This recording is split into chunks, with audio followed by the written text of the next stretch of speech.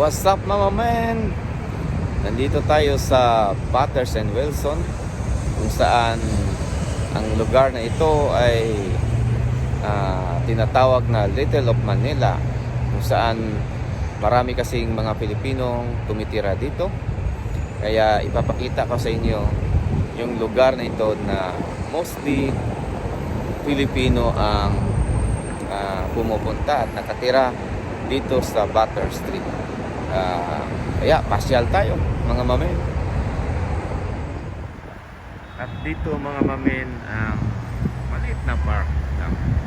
Ito ay kung summer, ang daming mga Pilipino na nag-standby dito para mag-picnic ng konti.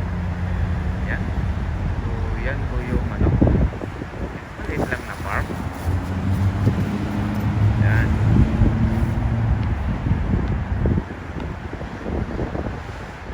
Yan po si Amethyst Blue.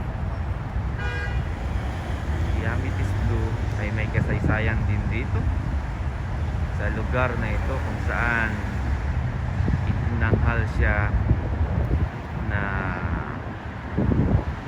mutya ng Maynila.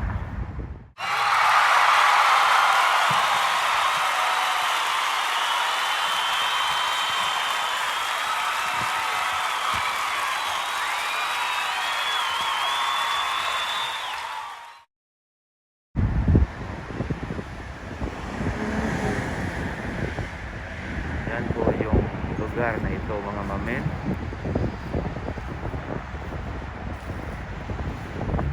Yan. Kasi pa-winter na, kaya ito na yung mga puno ngayon, no? So ito yung maliit na parke dito, saan maraming mga Pilipino dito.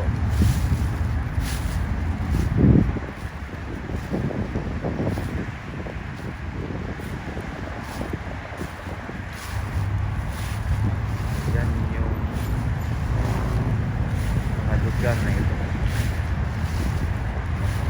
kung saan maraming mga Pilipino ang nag-picnic. Yan. So tingnan natin yung gawa ng nag-paint nito.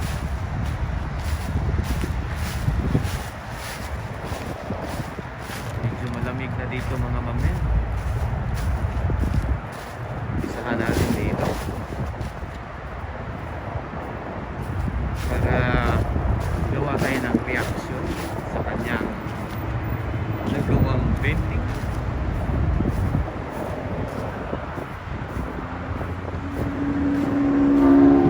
Siguro Pilipino din ang gumawa, wala namang nakalagay na sino ang gumawa nito. Yan. So yan, nagpapahiwatig na marami pang mga puno. Yan. Marami pang mga puno. At saka maganda pa ang either dagat or lake ito. So Pilipino siguro dahil may may kite, tawag ito sa Tagalog. Yan. While na mamasin, yan, buwa sila na naliligo. Yan so, may aso kasama ng isang mama na nakahiga while nagmamasid sa dalampasigan. Yan. So may mga maraming puno. Yan. At saka yung mga bata tuwang-tuwa na naglalaro. Yan.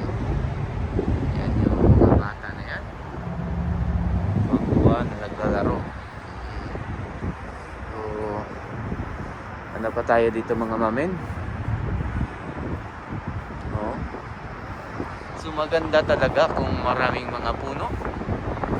Pag maraming mga puno, maraming nasisiyahan. So pati mga ibon nasisiyahan. Yan. Yan. No? So mayroon pang unggoy at saka monkey at aso. Oh, talagang nagsasama pa sila. Kasama pa sila. Kasama ng kanilang yan. Sino kaya itong kasama nila? Yan. Diba mga mamen? Dito yung tingnan natin ito. Yung gawa niya lang painting. It's a work of art. Yan. Ay aso. Maganda talaga kung mayroon talagang yan yung ano. Yan yung parang dagat na yan. Saka may mga puno. May nagpipiknik. Yan. Oo. May mga nagpipiknik yan sila. Maganda kapag summer. Saka dito merong ano, nagbabasa. May dala pa siyang ano. Mayroon na siyang laptop. Tuwang-tuwa yung pamilya, nagsama-sama sila. Kasama yung Jewish pala. Jewish pala ito eh, may Jewish. So ang gumawa nito parang Jewish din. Kasi yung lugar na ito din, hati ito. Filipino at saka Jewish community. Ano kayang reaksyon natin dito mga mamen? Na isang unggoy marunong ng mag-drawing. Ayan. No? Ano kaya, no? Totoo kaya ito sa tunay na buhay? Isang unggoy marunong mag-drawing. Yan, patay na kakahoy. Yan, may ano pa? Dito pa, dito. Oh. Yan yung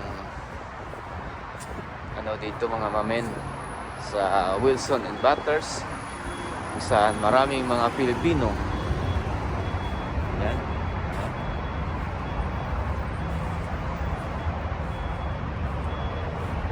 Ang ganda rin pagbasnan. Yung art niya.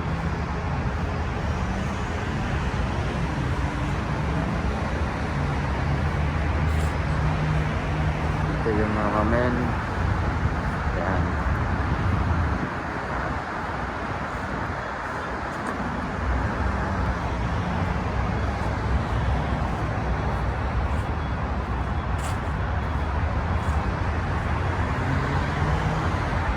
At ito yung ano, nalalaman natin sino yung mga sponsor ng painting na ito.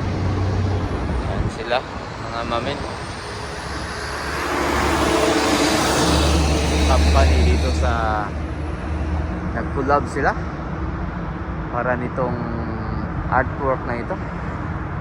Yan. Yan. Saka sa bandang dito mga mamen, Subway daw eh, Subway. So yan. Yan mga mamen. Diba?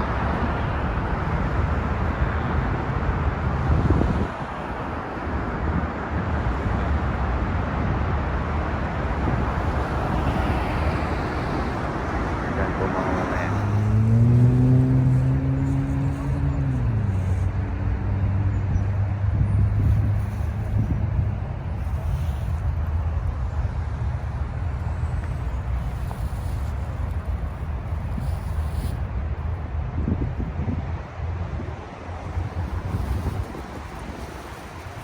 Kaya mga mamen, tinawag ito na cold dahil yung mga dahon mahulog na. Tulog ngayon ng mga kayo.